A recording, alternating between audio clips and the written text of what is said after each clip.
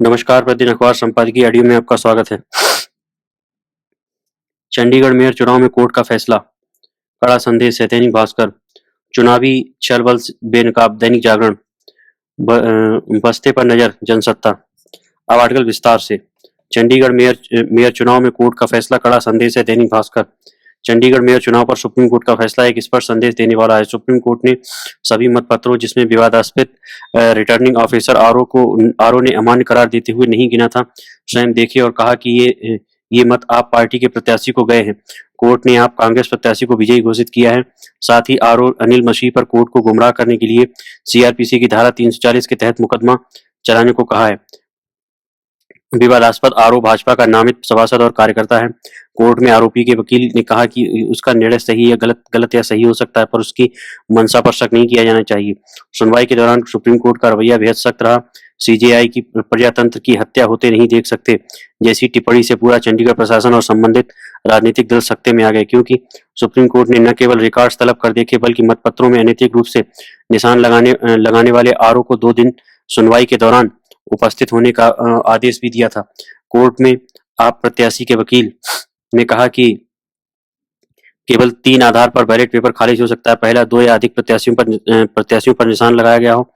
दूसरा, अपनी पहचान बताई हो। या तीसरा, ऐसा निशान लगाया हो जिससे यह स्पष्ट न होता हो कि किस प्रत्याशी को मत दिया है। हाल ही में सुप्रीम कोर्ट का रवैया चुनावी बॉन्ड को लेकर भी काफी सख्त था। सुप्रीम कोर्ट ने न केवल चुनावी बॉन्ड पर रोक लगा दी बल्कि 5 वर्षों में बॉन्ड खरीदने वाले कॉर्पोरेट घरानों के नाम घोषित करने का चुनाव आयोग ने आदेश भी दिया। दोनों फैसले एक कड़ा संदेश हैं, और वह भी उस संस्था की ओर से जिसकी स्वीकार्यता अप्रतिम है। चुनावी छलबल बेनकाब दैनिक जागरण।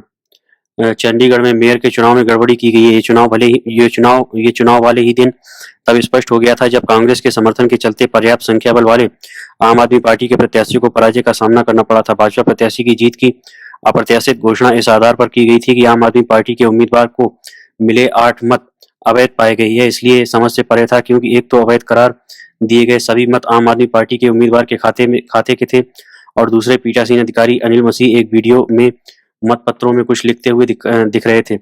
इस पर हैरानी नहीं है कि भाजपा से जुड़े पीठासीन अधिकारी सुप्रीम कोर्ट के समक्ष यह नहीं साफ कर सके कि वह मतपत्रों पर क्या लिख रहे थे और क्यों। यदि उन्हें सुप्रीम कोर्ट की फटकार के साथ अवमानना नोटिस का सामना करना पड़ा तो इसके लिए वही उत्तरदायी है। सुप्रीम कोर्ट के समक्ष जैसे तथ्य सामने आए उन्हें देखते हुए उसके पास यही विकल्प था कि या तो वह मेयर का चुनाव फिर से कराने का आदेश दे अथवा आम आदमी पार्टी के प्रत्याशी को मेयर घोषित करे।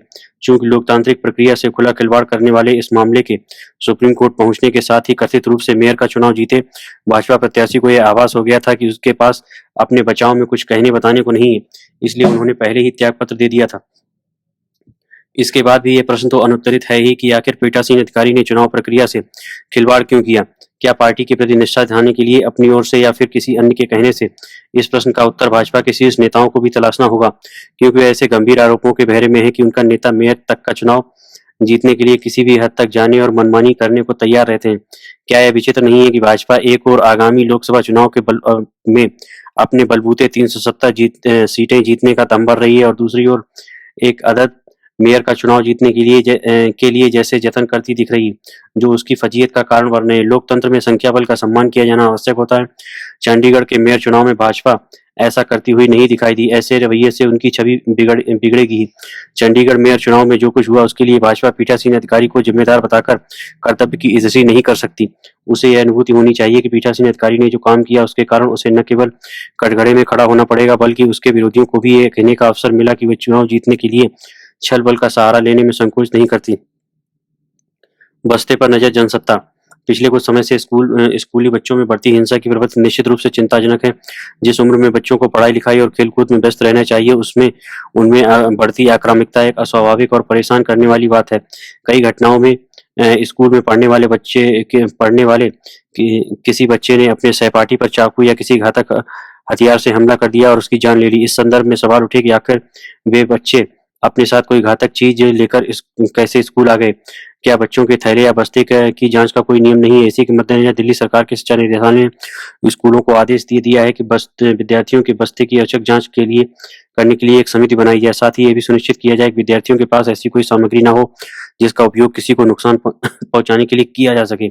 जाहिर है इस व्यवस्था के पीछे सरकार की मंशा विद्यार्थियों के लिए सुरक्षित माहौल बनाना है, ताकि उनके बीच कोई मामूली विवाद जानलेवा हमले में न तब्दील हो जाए। अगर किसी छात्र के पास कोई हथियार नहीं रहेगा, तब गंभीर हिंसा की स्थिति नहीं बनेगी और आपसी विवाद को सुलझाने की गुंजाइश नहीं रहेगी। मगर सवाल यह है कि जिन वजहों से बच्चों के भीतर आक्रामकता पैदा हो रही है, उससे निपटने के लिए क्या किया जा रहा है। पाठ्यक्रमों का स्वरूप, पढ़ाई लिखाई के तौर तरीके, बच्चों के साथ घर से लेकर स्कूलों में हो रहा व्यवहार, उनकी रोजमर्रा की गतिविधियों का दायरा, संगति, सोशल मीडिया या टीवी को लेकर उनकी सोच समझ को प्रभावित करने वाले अन्य कारकों से तैयार होने वाली उनकी मनःस्थिति के बारे में सरकार के पास क्या योजना है। बच्चों के व्यवहार और उनके भीतर घर करती प्रवृत्तियों पर मनोवैज्ञानिक पहलू से विचार किए बिना समस्या को कैसे दूर किया जा सकेगा। बच्चों के बस्ते की औचक जांच की व्यवस्था की अपनी अहमियत हो सकती है, मगर जरूरत इस बात की है कि बच्चों के भीतर बढ़ती हिंसा और आक्रामकता के कारणों को दूर करने को लेकर काम किया जाए। धन्यवाद।